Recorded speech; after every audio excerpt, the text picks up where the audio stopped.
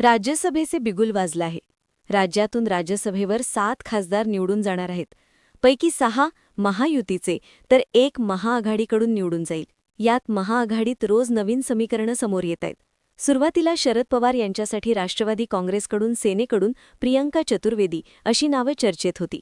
मात्र सुरुवातीला यात शांत असणाऱ्या काँग्रेसनं आपला हुकमी एक्का आता बाहेर काढलाय, ज्यामुळे महाविकास आघाडीत चुरस निर्माण झालीय.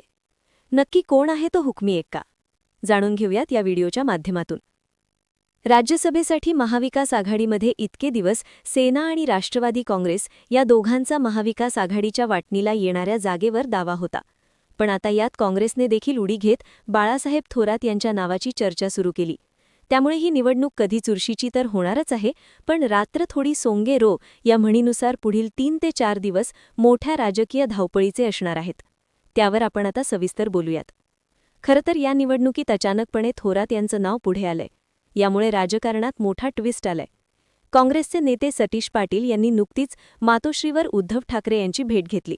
त्यावेळी थोरात यांच्या नावावर चर्चा झाली. वयामुळे शरद पवार निवडणुकीत बाहेर राहतील असा राजकीय अंदाज काँग्रेसने बांधला होता. त्याचबरोबर शरद पवार आणि अजित पवार यांच्या पक्षाच्या विलिनीकरणाची चर्चा काही दिवसांपूर्वीपर्यंत जोरात सुरू होती. त्यामुळे शरद पवार यांचा पक्ष सत्तेत जाणार हे स्पष्ट झालं होतं. शरद पवार यांना निवडून दिल्यास आणि पुढे विलिनीकरणाचा विषय मार्गी लागल्यास काँग्रेसच्या हाती काहीही लागणार नाही असा एकमतप्रवाह काँग्रेसमध्ये होता. त्यामुळे सपकाळ यांनी देखील उद्धव ठाकरे यांची भेट घेतली होती. या भेटीनंतरच आपला देखील राज्यसभेसाठी उमेदवार असावा अशी चर्चा काँग्रेसमध्ये पुढे आलेली, ज्यातून बाळासाहेब थोरात यांचं नाव पुढे आलं. स्वतः बाळासाहेब थोरात यांनी मात्र माध्यमांशी बोलताना मला याबद्दल काहीच माहिती नाही, ही माहिती मला माध्यमांकडूनच समजती असं सांगितलं. मात्र हायकमांड जो निर्णय घेईल तो मला मान्य आहे असं देखील त्यांनी म्हटलं होतं. शरद पवार यांच्यासोबतच ठाकरे सेनेच्या प्रियंका चतुर्वेदी, काँग्रेसच्या रजनी पाटील यांचा राज्यसभेचा कार्यकाळ संपतोय. पण विधानसभा निवडणुकीत दारुण पराभव झाल्यामुळे अनेक समीकरणं बदलली आहेत. विधानसभेतील संख्याबळाचा विचार केल्यास रिक्त होत असलेल्या राज्यसभेच्या 7 जागांपैकी 6 जागा या महायुतीला मिळणार आहेत. त्यामध्ये भाजपला 4, एकनाथ शिंदे यांच्या वाटेला 1 तर अजित पवार यांच्या राष्ट्रवादी काँग्रेस पक्षाच्या वाटेला 1 जागा येणार आहे. तर दुसरीकडे महाविकास आघाडीला येत असलेल्या एका जागेसाठी 3 पक्षात चुरस आहे. थोरात यांचे सर्वच पक्षांसोबत चांगले संबंध आहेत. विखे परिवार सोडल्यास त्यांच्यावर इतर कोणी टीका देखील करत नाही. हा बाळासाहेब थोरात यांचा प्लस पॉइंट आहे असे म्हणता येईल.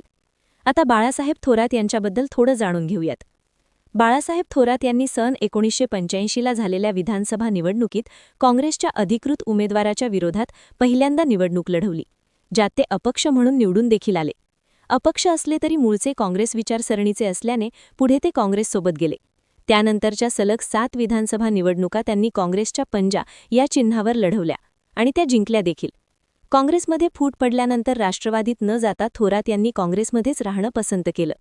एखाद दुसरा अपवाद सोडला तर ते कायम मंत्रिपदावर देखील राहिले. त्यांच्या निष्ठेचा मान राखत अखिल भारतीय काँग्रेस महासमितीच्या सदस्यपदी ते आजही आहेत.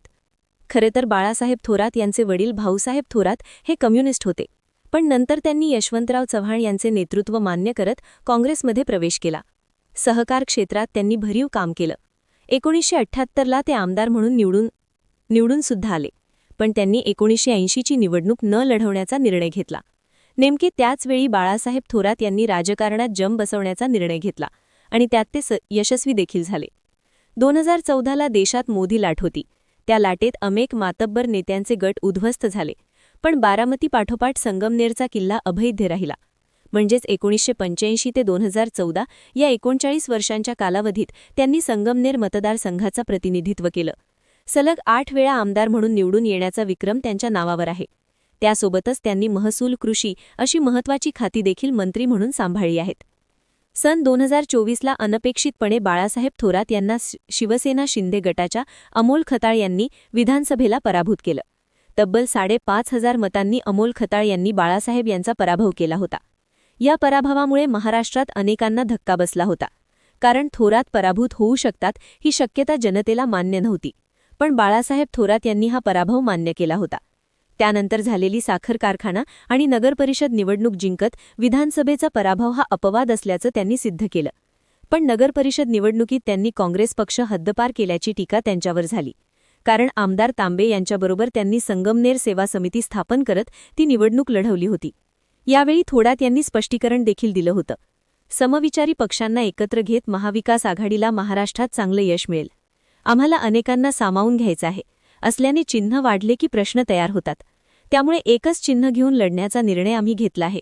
आम्हाला यश मिळवायचं आहे, त्यामुळे समविचारी लोकांना आम्ही एकत्र केलं आहे. काही निर्णय त्यासाठी आम्हाला घ्यावे लागतात. काँग्रेस हा एक विचार आहे आणि तो आमच्या मनात आजही कायम आहे, अशी भूमिका थोरात यांनी त्यावेळी मांडली होती. 4 दशकांहून अधिक काळ सातत्याने विजय मिळवणाऱ्या नेत्याचा झालेला पराभव राजकीय वर्तुळात चर्चेचा विषय ठरला होता. त्यामुळे आता त्यांचे पुनर्वसन करण्याची संधी म्हणून राज्यसभा उमेदवारीकडे पाहिलं जातंय. थोरात यांना संधी दिल्यास काँग्रेसकडून कार्यकर्त्यांना सकारात्मक संदेश जाईल. तसेच अनुभवी नेतृत्वाला राष्ट्रीय पातळीवर संधी देण्याचा पक्षाचा हेतू देखील स्पष्ट होईल, असे मत काँग्रेसच्या पक्षांतर्गत व्यक्त केलं जातंय. खरं तर विधानसभेची जागा ही उद्धव ठाकरे यांच्यासाठी ठेवण्यात येणार असल्यामुळे ठाकरे गट राज्यसभेसाठी उमेदवार देण्याची शक्यता कमी आहे. त्यामुळे थोरात आणि पवार या दोनच नावांची चर्चा महाविकास आघाडीत सध्या आघाडीवर आहे. त्यामुळे पवार देखील लवकरच आपली भूमिका जाहीर करतील अशी अपेक्षा आहे. तर काँग्रेसनं विधिमंडळात काँग्रेसच्या आमदारांसह ज्येष्ठ नेत्यांची बैठक बोलावली. त्यामध्ये राज्यसभेची निवडणूक लढवायची की नाही याबाबत महत्त्वपूर्ण निर्णय होणार आहे. त्यामुळे पवार मागील पानावरून पुढे जातात की थोरात यंदा विधानसभा हुकली असल्यामुळे दिल्लीत मन रमवण्याचा प्रयत्न करतायत. या 2 प्रश्नांची उत्तरं पुढील 2 ते 3 दिवसात मिळणार आहेत. याविषयी तुम्हाला काय वाटतं हे आम्हाला कमेंटमध्ये नक्की सांगा. व्हिडिओ आवडला असल्यास व्हिडिओला लाईक करा, शेअर करा आणि गर्जना मराठी या यूट्यूब चॅनलला सबस्क्राईब करायला विसरू नका.